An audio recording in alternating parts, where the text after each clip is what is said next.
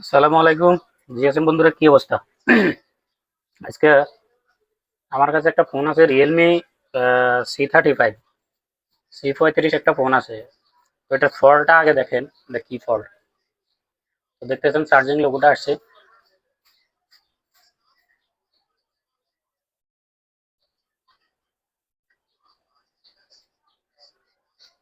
তো কিছুক্ষণ চার্জ হইতেছে।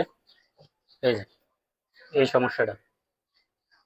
তো এই সমস্যাটা এখানে লেখা আছে battery connection error, charging error, charging error plus battery connection error. তার মানে এই যে এই ফলটা আছে না, এটা কোথাও না কোথাও আমাদের আইডি লাইন থেকে হয়। ব্যাটারি আইডি যেটা আর কি, মানে এটা সিপিইউ রে ভুল ইনফরমেশন দিতেছে যে এটা ব্যাটারি অরিজিনাল নয় বা ব্যাটারি লাগে নাই, এরকম একটা মেসেজ সিপিইউ রে দিতেছে, যার কারণে এই এররটা আসতেছে। তো এই এররটা পসিবিলিটি আরো আছে অনেক জায়গা, যেমন চার্জিং ব্যাটারি আইডি তো আছেই, আরো অনেক জায়গা আছে। তো আমরা একটা একটা করে চেক করব। তো এটা চেক করার জন্য আমি মাইক্রোস্কোপের স্ক্রিনে বা কম্পিউটার স্ক্রিনে যাই, তারপরে আপনাদের সাথে শেয়ার করি স্টেপ বাই স্টেপ এটা কিভাবে সমাধান করা যায়।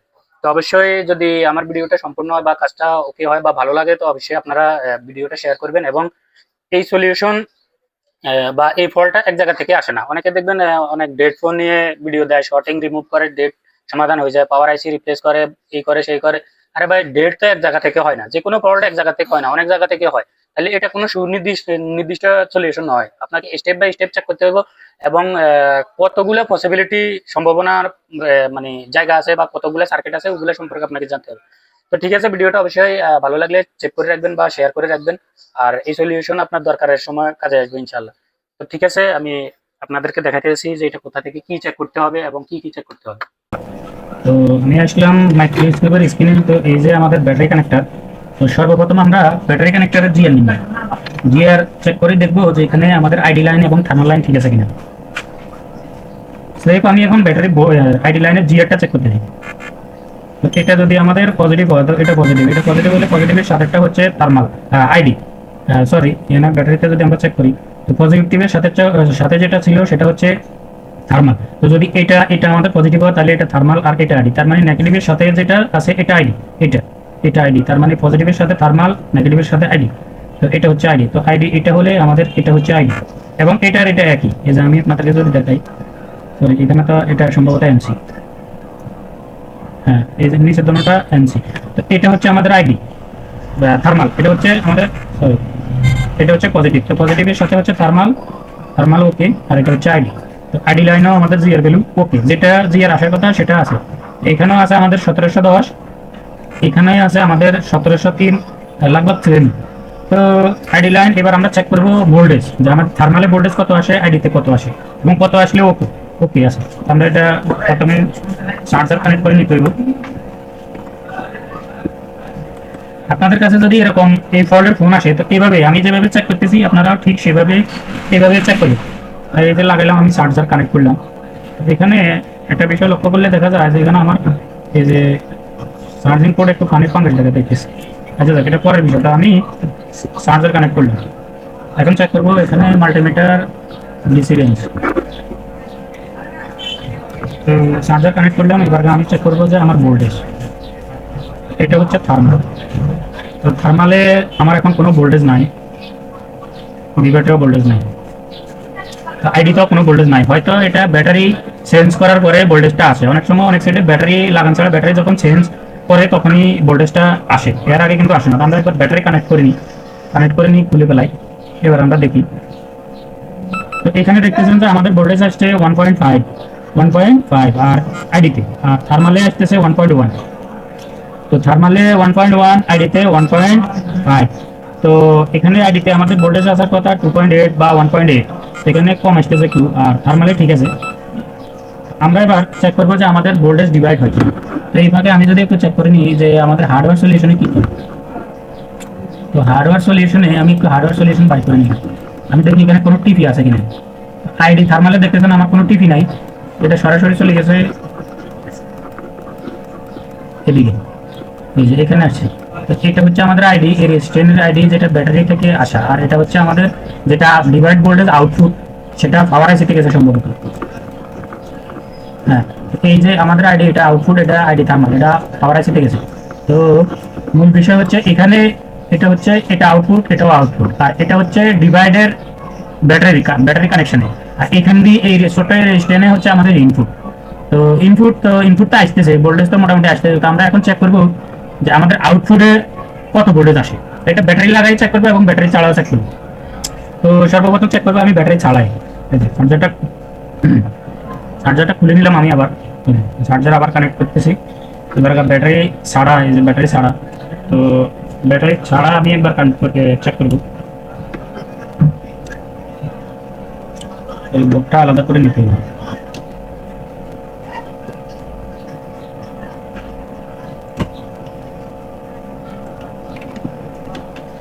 তো বোর্ডটা আমি চার্জিং সকেটটা কানেক্ট করে নিই, চার্জিং সকেট কানেক্ট করে নিলাম। এবার আমি চেক করবো এখানে চেক করবো। তো এখানে আসার কথা আমার ইনপুট। তো এখন তো আমি ব্যাটারি লাগাই নাই, যার কারণে ইনপুট দেখতেছেন নাই। এটা হচ্ছে আমার ডিভাইডেড ব্যাটারি কানেক্টরের, আর এটা হচ্ছে আউটপুট।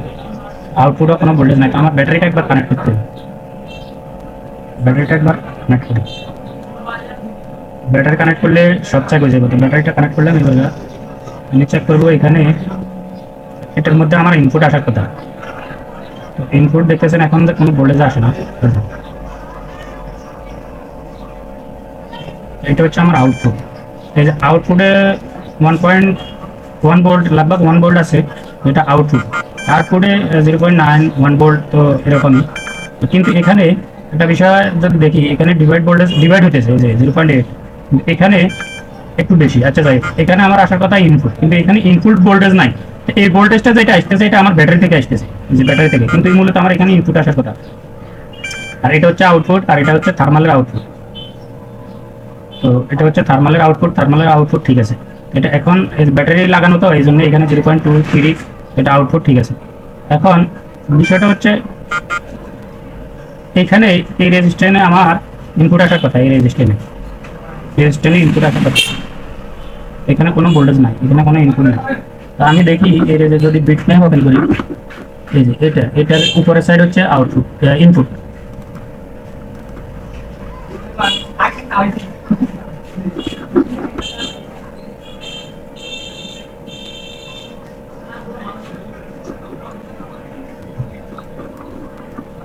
এখানে এই রেজিস্ট্যান্সটা যেটা আমার দরকার,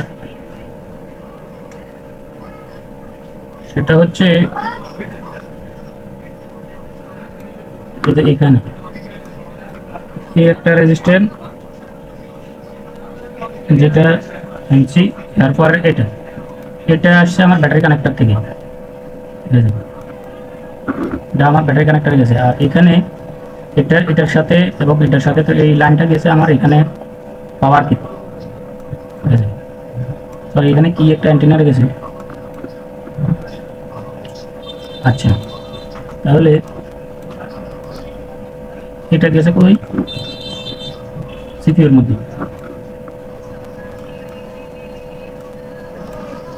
এটা গেছে, এই লাইনটা গেছে এখান থেকে সিপিইউর ভিতরে গেছে, যেটা আউটপুট সিপিইউর ভিতরে যায়। আর ইনপুটটা আসে পাওয়ার আইসির মধ্যে। এই যে এখানে এটা আসছে করতে থেকে এইখানে, এটা আমি যদি দেখাই, এই যে এটা তো এই ভোল্টেজটা চার্জিং আইসি থেকে এখানে আসছে, এবং এই যে রেজিস্ট্যান্স এটা আমার, তো এটা গেছে সিপিইউর মধ্যে। আর এটা হচ্ছে ইনপুট আসছে আমার এখান থেকে, এগুলো থেকে, এবং এটার সাথে কানেক্ট। আমরা চেক করব এই রেজিস্ট্যান্স, এই যে এটার উপরের সাইড, তো এখানে ভোল্টেজ নাই, আর এটা হচ্ছে এখানে। তো এখানে যে ভোল্টেজটা আসতেছে, কিন্তু সেটা এখানে আসতেছে না, যেহেতু এই লাইনটা আর এই লাইন। আর যদি আমি আপনাদেরকে হাইটে একটু জুম করে দেখাই, তো এখানে আমার এই লাইনটা পড়া যাওয়ার মতো লাগতেছে, লাইনটা একটু পড়া যাওয়ার মতো লাগতেছে। যদি আমি আরেকটু জুম করে দেখাই, এই লাইনটা আমার একটু পড়ে গেছে, এখান থেকে এখানে মিস হয়ে গেছে।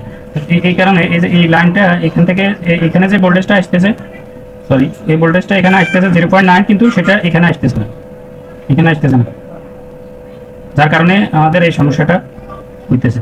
এই যে এটা হালকা এখানে একটু ফ্র্যাকচার হয়ে গেছে, এখানে ভোল্টেজটা আসতেছে কিন্তু এখানে আসতেছে না। আমরা আমি প্রথমে এখানে একটা জাম্পার করে দিয়ে দেখি যে আমার কাজটা সমাধান হবে কিনা।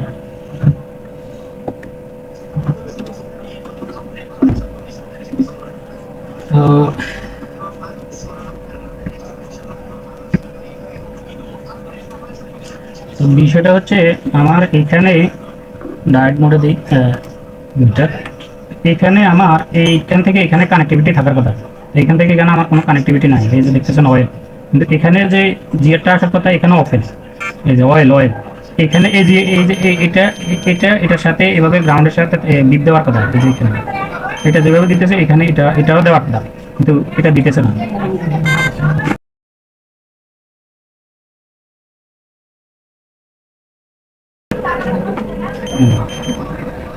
আমি এখান থেকে এখানে একটা জাম্পার করে দিয়ে দেখি।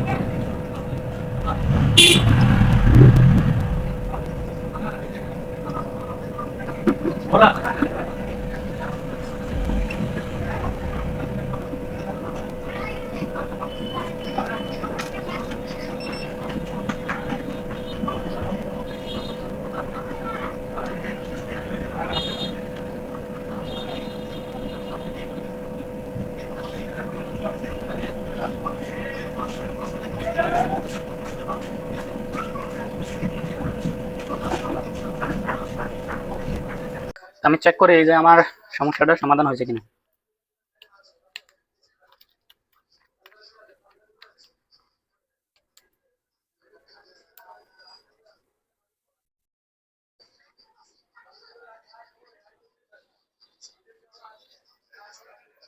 তো চার্জিং লোগোটা তো অলরেডি আসছে, 0.9 এম্পিয়ার কারেন্ট নিতেছে, 0.98 এরকম,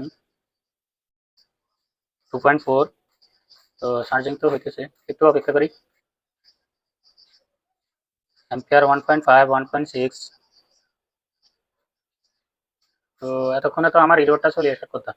তো দেখতেছেন এখনো চার্জ হয়, আলহামদুলিল্লাহ। আমার কাজটি এত সহজভাবে হয়ে যাবে এটা আমি ভাবি না।